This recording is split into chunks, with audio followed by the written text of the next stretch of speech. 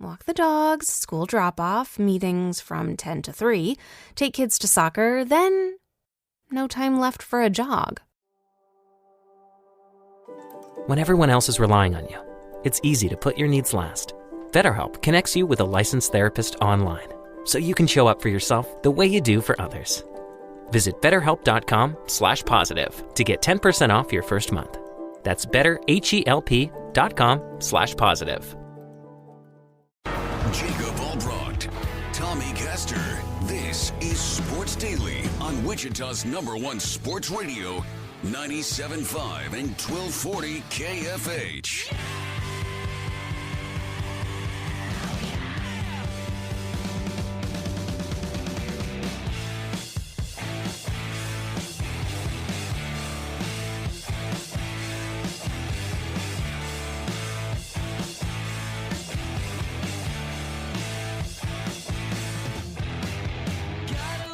All right, welcome in, everybody. A Thursday edition of Sports Daily.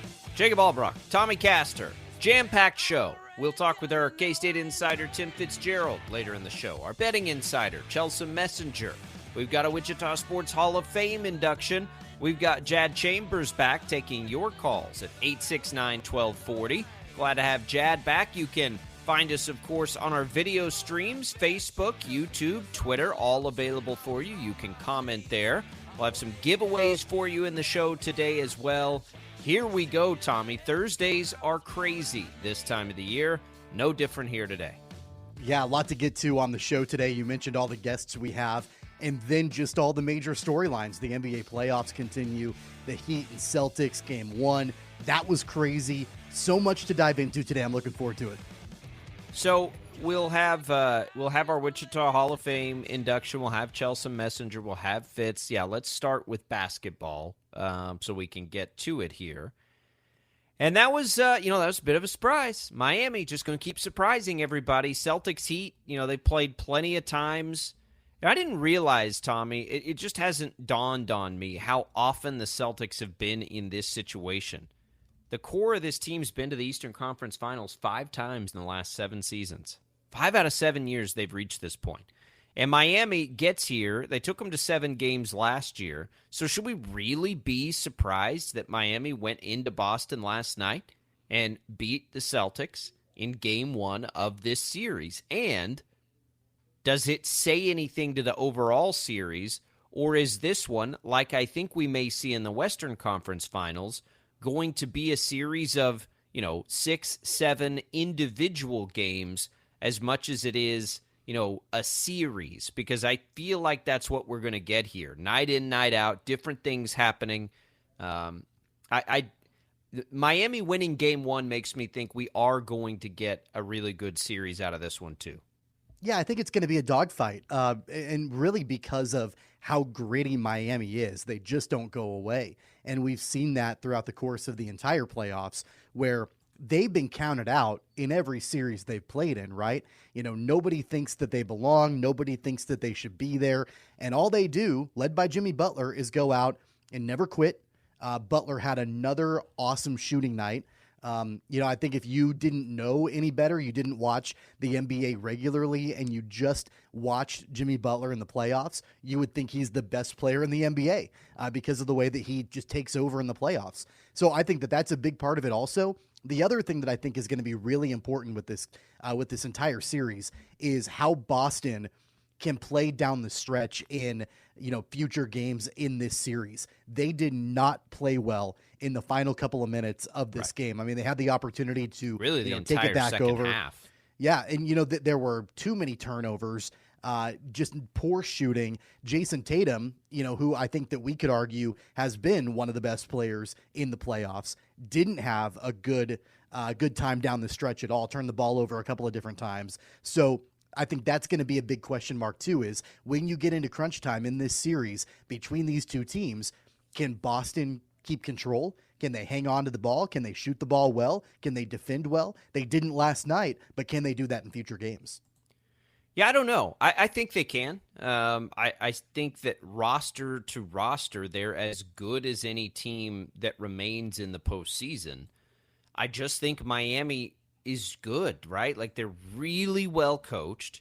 They are as good a collection of players as far as like a team goes, right? Like not talent necessarily or at this stage of their career or anything like that, but it feels like and I Miami for a while now has felt like the Spurs to me during so many of those Spurs years. Now the Spurs, weren't waltzing in as 8 seeds, but where everybody just plays their role so perfectly, right? Like where everybody's bought in, it's just there and there's not a lot of, drama with it or whatever. Jimmy Butler, when the lights shine the brightest, is phenomenal. He's phenomenal in a very different way, right? Like he's not out there making it rain. He was 2 of 4 from 3 last night. How often, do you see guys his size play that style? Like it's really interesting. He's 6'7", so he's not like a big by any means, not by NBA standards, certainly. But he's not out there as a sharpshooter, like some 3-point specialist. He's a grinder, man, and he's awesome. He went 9 of 10 from the line, and he's great.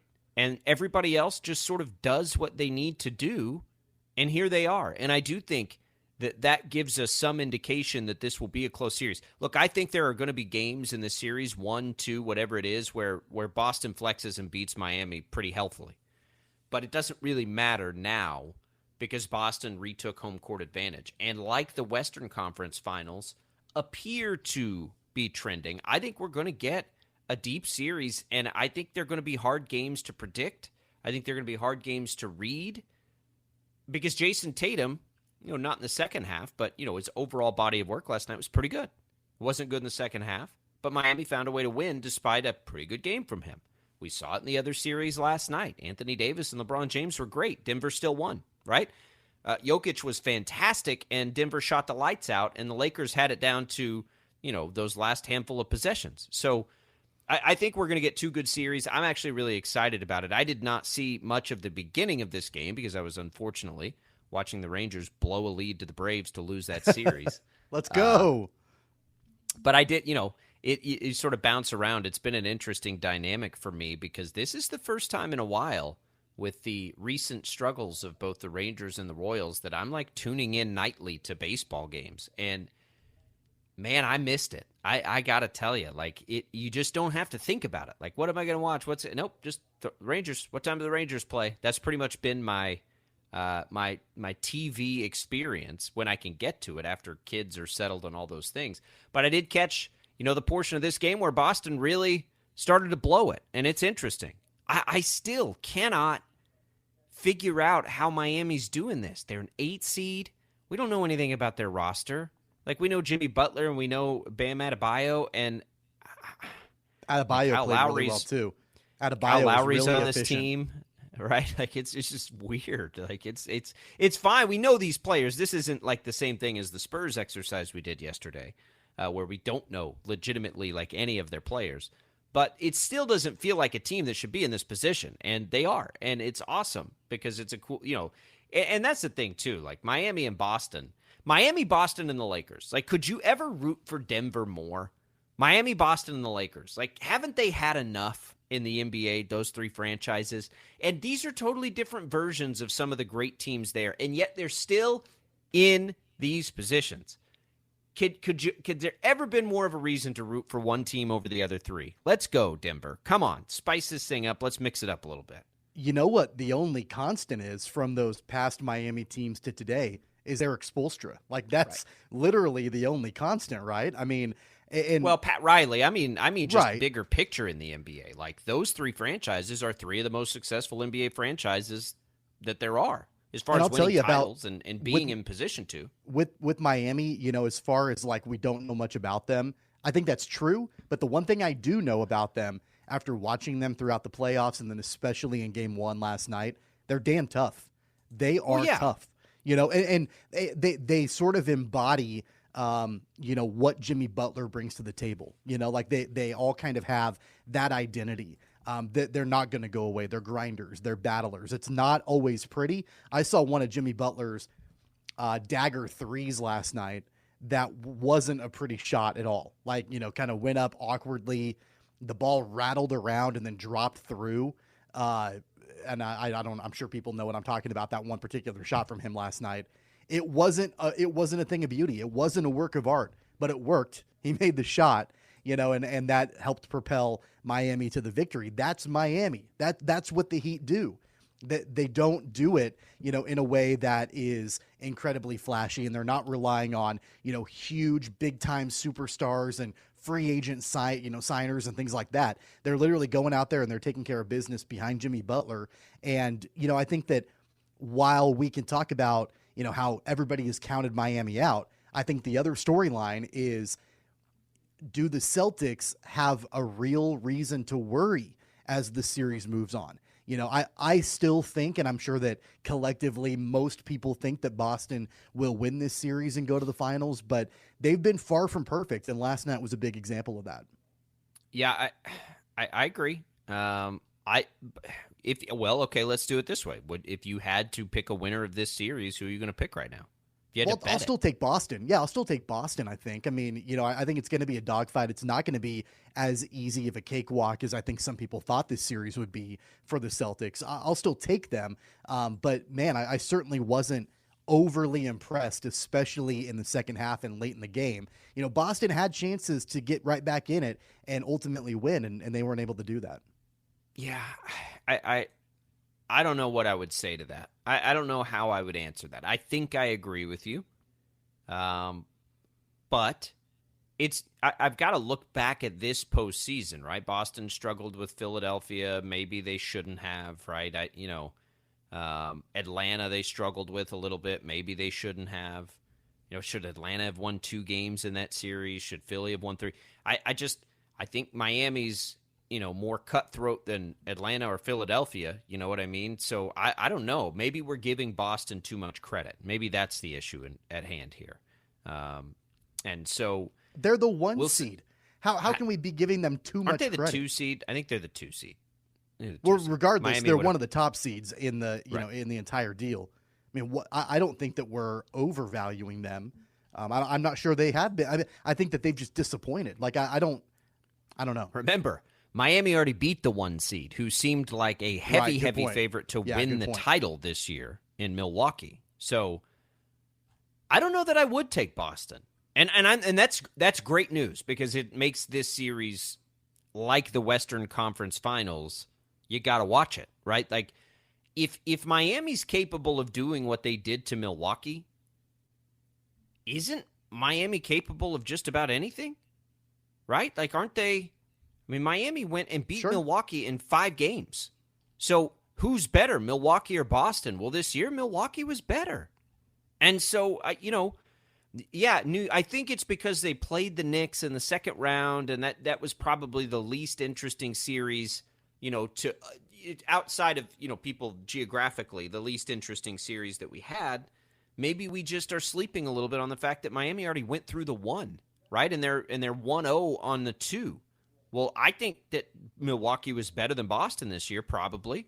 So why not Miami, right? They've done this so many times. And then it becomes, can Miami win a title? Well, if they can get through Boston, yeah, I mean, I think they could probably get through L.A. or could you imagine, Tommy, if we have a 7 versus an 8 seed in the NBA Finals? That would be insane. That's a very real possibility. Has there ever been any postseason in pro sports, and I'm asking this, I don't know the answer, but where we've had those too high a seed play each other in the final? I would guess maybe in hockey, there's probably been something like that, because Stanley Cup playoffs, are conducive to those kinds of things. Almost certainly not in the NFL. And in baseball, have we had a couple wild card teams maybe in baseball? I mean, that could potentially be something. Yeah. Probably so. Baseball, I don't even honestly count, because the baseball postseason's so isolated in a lot of ways. But I don't know. This is an interesting postseason. I think we're going to get 2 great conference. I was worried about this series. I was, and I don't know why. And that's Miami's thing, right? Like, why were we worried about this? They rolled Milwaukee.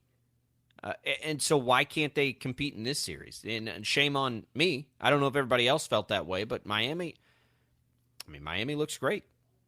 You know what? I think that also, if they are able to beat Boston in this entire series, and then they've taken down the 1 in Milwaukee, taking down the 2 in Boston. Honestly, I think the storyline is less about Milwaukee and Boston and more about Miami at that point. It is. Yeah, I and agree. think of the fallout in Milwaukee. I mean, they fired Mike Budenholzer because they lost to the Heat. I don't know. I'm not sure that would happen in Boston necessarily, if Miami beats them. But, I think that at that point, if you're a Bucks fan and the Heat go and beat the Celtics in the series, you're like, man, maybe we shouldn't have overreacted and fired our coach because Miami might just be better than what everybody thought that they were. So I don't know. I mean, I think that that's got some interesting narratives that will follow it if Miami can keep this up and ultimately beat the Celtics. Yeah.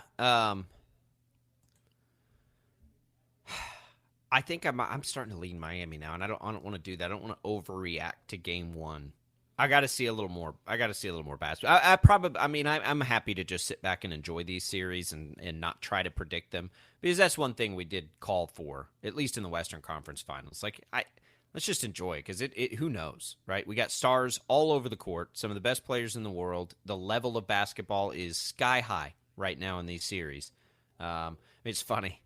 We're so used to college basketball, right? And I'm just sort of reading and doing everything on the game, and it's like Jason Tatum's just getting railed for 3 second-half turnovers. And I'm like, 3 second-half turnovers? Like, 3 second-half turnovers? Like, that's not that big a deal. But in the NBA at this level, yeah, it is. It is. They were and crucial so turnovers at we're crucial so times. used to college basketball where it's like, oh, man, this guy had, fewer than 5 turnovers. That's a great game. That's a great game for but it's interesting. Yeah. Like my brain has so been wired to the college game that I see things like that, and it gives me like a double take. Like, we're gonna kill this guy over 3 second-half turnovers, but yeah, they were in key moments. I get it.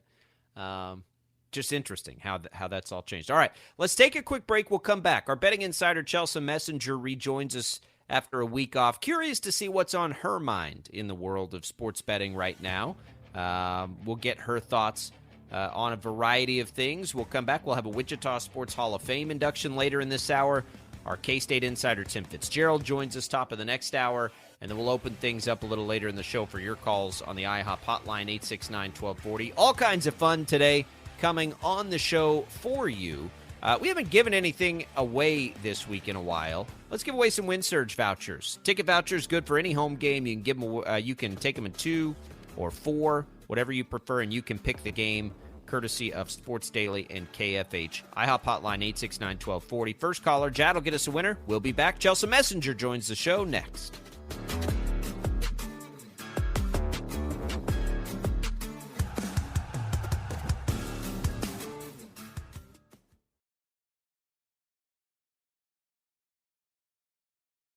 Host of the Daily Tip and Odyssey Sports Betting Insider, Chelsea Messenger. Insider calls are presented by BetMGM. Go check out all of the latest lines today on the BetMGM app. Also, be sure to check out the Daily Tip podcast for more of Chelsea Messenger analysis. Just search BetMGM wherever you find your podcasts. All right, welcome back in Sports Daily. Chelsea Messenger joins us here on the program. Congratulations to Mark, by the way, won those WinSurge tickets. Chelsea, how are you after a week off? How's everything in your world? Yeah, it's good. Last week had a sick kid on my hands, and you guys know that can be a lot to deal with. So we've had a tough going for some of the holidays. For Easter, we had pink eye, and for Mother's Day, we had double ear infection. So hopefully next holiday will be a little bit easier. We've been there. That's what Mother's Day is all about, right? Taking care of sick kids. That's good stuff. All right, let's attack this, Chelsea. So this is an interesting week. You've got 2 NBA conference finals. You've got all the baseball. You've got hockey playoffs, and you have a PGA championship that is getting underway today. How do you attack a week like this with so much variety out there? Yeah, I'm mostly focused on the NBA postseason and also the daily baseball slate. I am a baseball person, so I've always got my daily baseball bets. Not much of a hockey gal. I like hockey, but I just don't have much of an edge on it because the depth of knowledge just really isn't there for me. PGA Championship, I do have a few bets pending, but I know that one has already teed off, so I feel like I need to peek at the results before I blast my plays to make sure they're not losing. So let's stick to basketball and baseball if we could. Yeah, let's for do sure. it. So, I can. Let me jump in there real quick. So, I just have one quick PGA Championship question for you before we jump into the NBA and baseball. I know we talked about this briefly when the Masters came around. I love betting golf. In your mind, is it better to look at value for an outright winner, or in your mind, in the way that you attack it, is it more of like trying to find guys that are in the top 10 or top 20? Oh, I'm super conservative when it comes to golf because here's the thing about outright. You can have a great read on a golfer. He can have an amazing weekend, but if he finishes second, you win $0. So maybe you do, a few sprinkles on outrights, but also put some money on some other things just in case, your one guy doesn't finish first overall. So for me, what I'm on, even though I just heard Brooks Koepka had a wayward shot off the tee, I'm on a couple of live guys to finish in the top 20. Brooks Koepka and DJ, both are at even money or close to it. Brooks Koepka, even money to finish in the top 20. DJ, who just won an event on the Live Tour, is plus 120 to finish in the top 20. If these guys were still on the PGA Tour and playing the way that they're playing, I feel like the numbers would be way juicier for both of these guys. And also, big, strong guys, long off the tee. I think their game sets up well for this course. It's going to be playing pretty difficult and plays to the power hitters. When you talk about the NBA, which you did, and we saw game one last night where Miami continues to do this thing that they're doing, which is knock off the 1 seed, win game one in Boston. They come in, I look at the lines for game two right now, and they're 8.5-point dogs. 8.5-point dogs, which I believe is a bigger dog. That's exactly where the line was yesterday. That seems like Miami with a hammer, doesn't it? Like, I don't get it. I've had such a hard time with the NBA postseason. They seem so unpredictable to me. Who, the Heat? I feel like you can predict them pretty clearly now because they keep getting points and they keep knocking off opponents. I think it's because they were sandbagging during most of the season and had terrible numbers. I think the one metric that is kind of surprising is they were such bad shooters during the regular season. And you look at their lineup, and they have like half their roster seems like they're 3-point shooters. Max Strus, Duncan Robinson, even back when they had Tyler Hero. So it just didn't really make sense because last year they were the best 3-point shooting team in the league. And now we're starting to see them revert back to those ways where they're hitting threes. Hit almost 50%, I believe, of their threes last night against the Celtics. So the Celtics are going to have to make some kind of adjustments because a lot of those threes were unguarded threes. And it's not like they were even shooting these threes in traffic. They have really good looks. So here's the other X factor, the coaching aspect. Joe Mazzulla is not on the same level as Eric Spoelstra, despite having a huge talent advantage with 2 All-NBA players in the starting 5. 6-man of the year coming off the bench in Malcolm Brogdon, and also one of the best defenders in the league in Marcus Smart. Eric Spoelstra is using the rotations. He is using, his timeouts better. So I think that's where the Heat have a leg up. It's not just Jimmy Butler. I think the organization as a whole and the coaching mismatch is a big one. Chelsea, in the other series, in the other conference finals, the Lakers and the Nuggets, is there a way that you think that would be smart to try to bet Nikola Jokic? I know his point total, the line right now is around 28.5. He's definitely, basically a walking triple-double every time he comes out on the court. So is there a smart way to bet him, or is there just not a lot of value because the books think he's going to do a lot anyway? It's really tough on star players because Nikola Jokic is not sneaking up on anybody. But I will say this. He had a historic first half in that first game against the Lakers. And you noticed, I'm sure, in the second half that the rotation for the Lakers was different. And they put Hachimura in there. And they had AD coming in shadow coverage. And it kind of slowed down Jokic, not completely. But still, I think the way you play it is maybe look at other players. Maybe Jamal Murray has a bigger night tonight. Because one thing about Nikola Jokic is even when he is not scoring points, he is very good at dishing the ball to other players and getting other guys open. So his assist, it's set at 10.5, which is bananas for a big man to have a line that high. I think he still goes over. I think it's the other guys that kind of fill up the stat sheet tonight. All right, let's go to baseball, which I know is your bread and butter this time of year. I know is something that you love. Any trends you're seeing in Major League Baseball that have been very fruitful, or anything more specific into a day like today that's looking appetizing for you?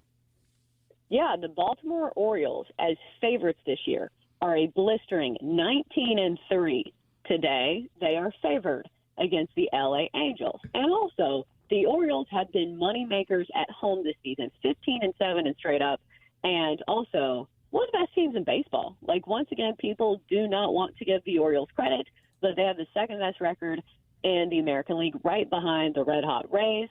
So I'll be on the Orioles today against the Angels. Also, they're very good at hitting lefties. Fifth in baseball in WRC plus against left-handed pitching. The Angels are throwing a lefty. So let's go Orioles. Well, Chelsea, I'll take every opportunity that I can to mention that I'm a massive Atlanta Braves fan. Jacob is a huge Texas Rangers fan. My Braves took 2 of 3 this week against the Rangers. And I've been listening to you. I know you mentioned before the way that the Braves have performed when they're underdogs, which it hasn't happened very often, but I've tried to keep an eye on that. Are there other teams in Major League Baseball that you're seeing that sort of, like, any kind of nuggets with, other teams where, like, when they're underdogs, they're performing well, or is it mainly the Braves? I think the Rays are in that boat because we've seen it in this series against the Mets. And last night was kind of a tough luck loss for the Rays. They lost in extra innings. But still, the fact that the Mets have been favored in both games of the series, and I get it when Justin Verlander's pitching, the Mets were minus 160, but still, the Rays are the best hitting team in baseball, the best overall team in baseball. So if you can get this team at a pick 'em price or an underdog, which I'm not sure which way this line has gone, earlier this morning they were minus 108, which is a very short underdog, but still, against this Mets team that's been I don't want to call them the poverty Mets because they have such a big payroll. You can't really call them that. But they have been very disappointing this season. So I'll take the best team in baseball at basically a pick-em price over the Mets today. I want to jump back real quick, Chelsea. When you talk about the Orioles and how hot they are that's just an outright winner, right? Do you ever delve into the minus 1.5 portion, the spread portion of a baseball bet, or do you just stick to the money line? Well, the trend against the Mets is play the other team on the plus 1.5 because I think going into last night, or I guess last night, they didn't cover the run line yet again. So they're now 1-11 on the run line in their last 12 games, which means even when they're winning games, they're not winning them by more than one run. So the Mets are a team to back the opposite side on the run line plus 1.5 if you can get, obviously if the Mets are favored. All right, Chelsea, let's anything else today before we let you go? You've given us a couple. I've already hit the Orioles with you there on that one. Anything else, any player props, anything else in baseball to watch today or across the betting landscape? There's one more play that it's not my favorite play, but I do have a strong lean towards. That's the over in the Cardinals and Dodgers game. Julio Urias has been the rock of the rotation for the Dodgers for most of the past few years. But his stuff has started to regress this year. And also, speaking of sandbagging, doesn't it feel like the Cardinals are kind of like the Miami Heat? At any moment, they can catch fire, and just traditionally, they find a way to put wins together. So I know they've had a tough start to the season, but at some point, that lineup's going to wake up, and we're starting to see it. When you have Nolan Arenado, when you have Paul Goldschmidt, when you have, all the guys in the lineup that they do, they have such a strong hitting lineup that I think the over is in play today. Also, same thing goes with the Dodgers.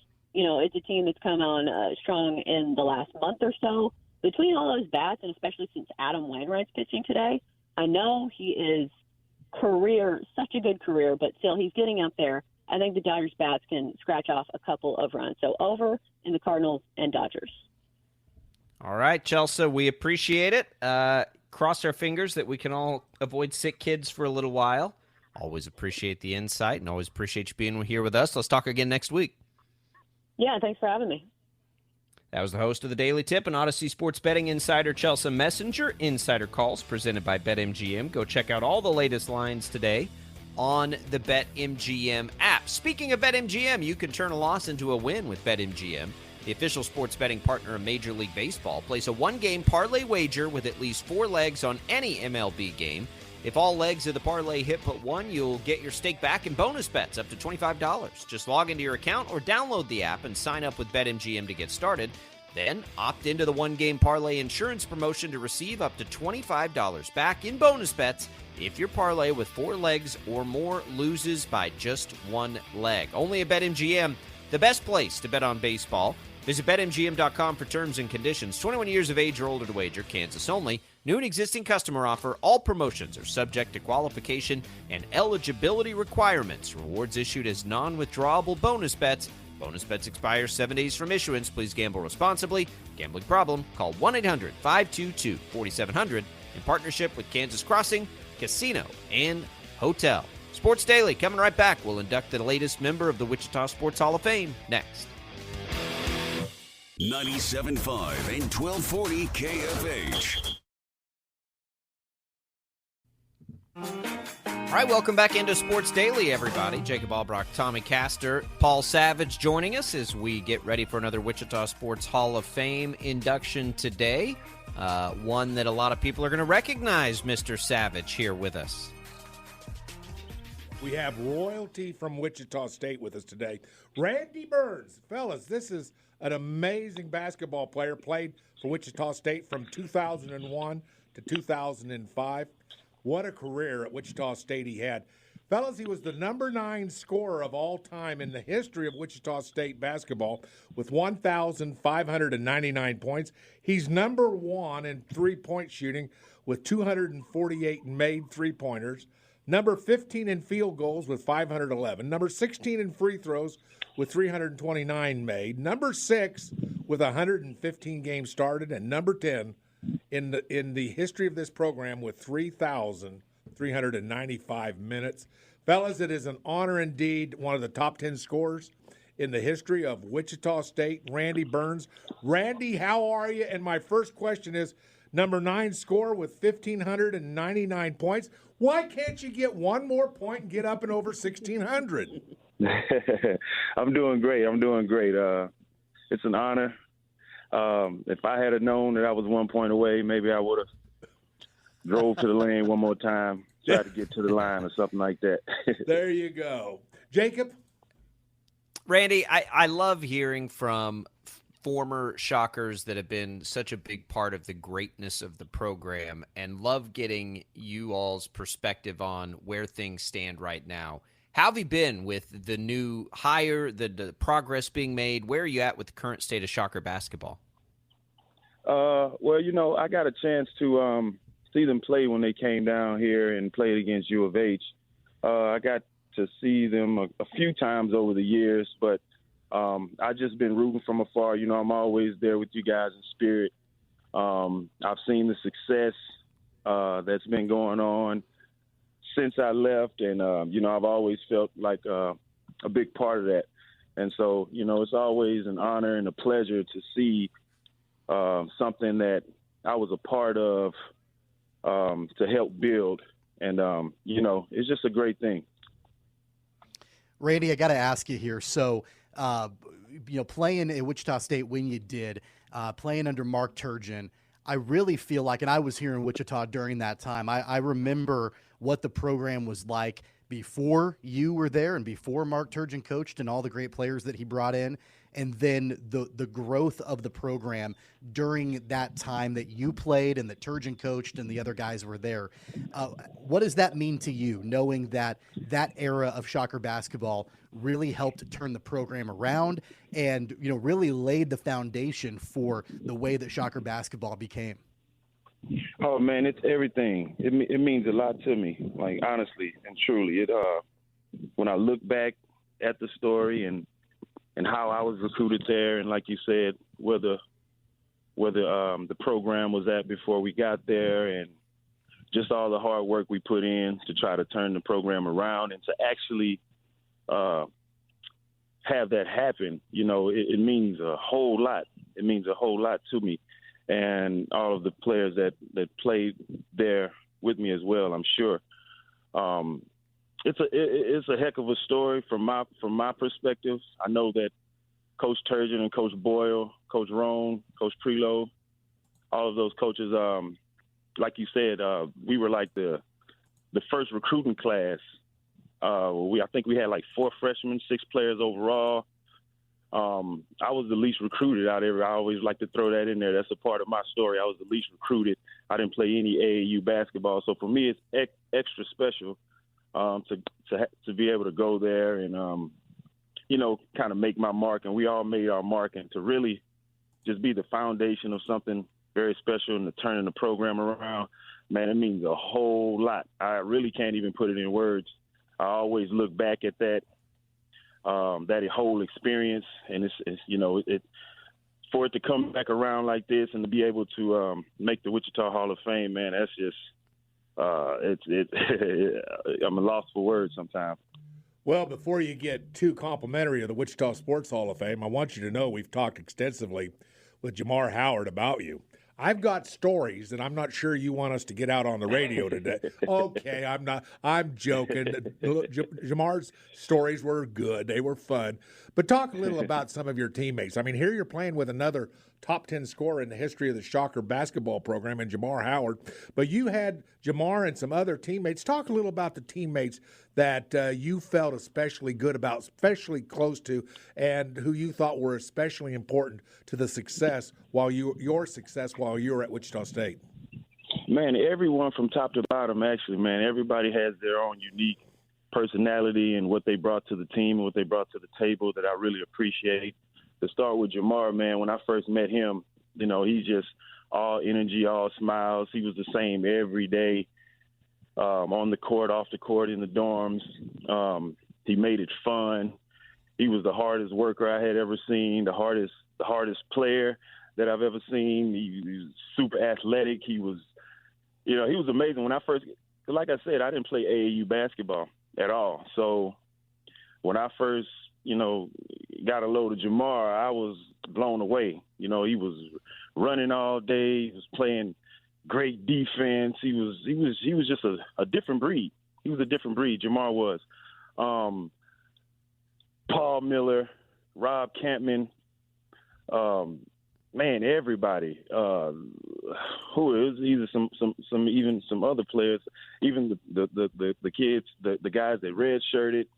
I know even after that, we had some players recruited that were from Houston that I knew, like P.J. Cousinard, Kayron Bradley. They all played an integral role in the development of how we did things in practice and how good we were able to become. The practices we had going to war, man, it was an experience that I obviously hadn't experienced again. It was just great. So I know Jamar stands out. Even Deion Sherrill, like people that came in with me, they ended up transferring and stuff like that. But they all played a huge part in the development of us as Shockers. And man, I mean, I got stories. It's just crazy. On the court, off the court. Yeah, it's a lot of stuff. My friend Nicholas Rogers came to Wichita State with me, and it was just a great experience. All of the players from top to bottom, they all had their played their part in it, and we all have special relationships. Jamie Sowers, Randy, I want to Freer Tolman, all of those players. I'm kind of losing names and losing track, but everybody. I'll give you a chance to pinpoint one other thing then. I'm curious, as you look back to, Koch Arena and all the greatness of, being here and a part of the program, what is your favorite memory as a player, on the court type memory of being a Shocker? Probably when we took down Creighton. They were ranked. It was probably our first time beating a ranked team when I was there. And I know Creighton had Kyle Korver. We all know he went on to have a great NBA career. But when we took him down and what do we move to? The arena that we had to move to the arena. I think it was my sophomore year. When we had the crowd storm the court, stuff like that. I can't really see another experience that was better than that, because we didn't actually get to make the tournament. We were in the NIT tournament. We made the NIT tournament, but when we beat Creighton, that meant a lot, and that was a real fun experience to have the fans storm the court. What was that? Was that Levitt Arena? No, I can't remember the name. Paul, of that do you arena. know the answer to that? That was prior to my time here. I think you're talking about Intrust Bank Arena, if I'm not mistaken. Okay, well, yeah, wherever it was a heck of an experience. I didn't play so well that game, but I remember the crowd storming the court and just being able to play against a ranked team and beat them, take them down at home. That was great. Well, it's great having you on the show today, and it's great. I've got to get this squared around. As I've researched your career, I couldn't find any Hall of Fames that you're in at this point. Is this your first induction? Oh, absolutely. Well, you're going into the Wichita State Hall of Fame one of these days. I'm sure of that. There might be some others I know from your career, but you know something, Jacob, it's kind of cool. Tommy, it's kind of cool in a way. We're going to actually be Randy Burns' first Hall of Fame induction. That's pretty cool, if you ask me. And we've come to that part of the show, Randy, where it's time to induct you. And we will send you your plaque in the mail here, just not too far down the road. And but I want you to know how much it means to the city of Wichita to have had you in our presence for the time that we had you. And at this point, Randy, this is the part where we officially induct you. You have been elected, you have been nominated, and you are now inducted into the Wichita Sports Hall of Fame, and you have all the rights and privileges pertaining to such an honor. So with that being said, Randy Burns, it's an honor to induct you into the Wichita Sports Hall of Fame. Congratulations, my friend. You deserve this honor. Oh, man, I really appreciate it. The pleasure's all mine. It's an honor. I thank everybody that nominated me, the whole city of Wichita, and it's just an honor, and to God be the glory. Well, Randy, it's awesome. You've got a few listeners and viewers on our video stream telling you congratulations as well. Once a shocker, always a shocker, right? We appreciate the time, and we've been happy to do this here on this program. Well, thanks a lot. I appreciate everybody. Appreciate the congratulations, and Shockers, go Shockers. That's right. They're coming back. Randy, we appreciate it. There goes Randy Burns, wow. The latest Wichita Sports Hall of Fame inductee. A nice reminder of just the many generations of great Shockers and in great Shocker basketball. That's cool, Paul, to get him that first induction into a Hall of Fame like that. Would you Nicely have guessed done. that? I mean, would you have guessed No. that we would be the first? I figured Well, a high school I don't or know. Somewhere Yeah. along the line he would be in some other Hall of Fame, but what an honor to be his first. And cool to hear that he was, and he still wears it as a badge of honor, right? It's kind of a Wichita State That's thing. right. The most under-recruited player, knowing that, and, play angry, right? That's what it's all about. That was what it All right, was. 869-1240. We're going to come back. Our buddy Tim Fitzgerald, our K-State insider, will join us in our next segment. He's stirring up a hornet's nest. It's kind of Tim's thing. We'll talk to him about that. Want to get to the latest in realignment with him as well, with some of the ACC rumblings we've heard lately. That's what happens when we turn the page on Sports Daily and go into hour number 2.